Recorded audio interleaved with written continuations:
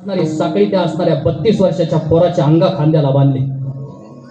तापलेल्या लाल बुंद झालेल्या 2 सळ्या ज्या 32 वर्षाच्या पोराच्या डोळ्यात आहेत, त्याच पोराच्या ओठातून त्या इंद्रायणीनं ऐकलं, जगदंब जगदंब. मी त्या खारट समुद्राला जाऊन मिळण्यापेक्षा ज्याच्या अंगाला एवढ्या जखमा झाल्यात त्याच्या पायावरती जर माझं नाव आणि माझं मस्तक ठेवलं तर मी अमर होईल. त्या असणाऱ्या निर्जीव इंद्रायणीला कळालं की या 32 वर्षाच्या पोराचं पाऊल सोडून मला पुढे जायचं नाही. शेवटच्या क्षणापर्यंत इंद्रायणी त्या ठिकाणी स्तब्ध झाली, स्थिर झाली. आणि तेवढ्या असणाऱ्या कालावधीमध्ये ते 32 वर्षाचं पोरग बोलतं झाले, कितीही या माझ्या देहाला कष्ट तरी सोडणार नाही धर्म महाराष्ट्र.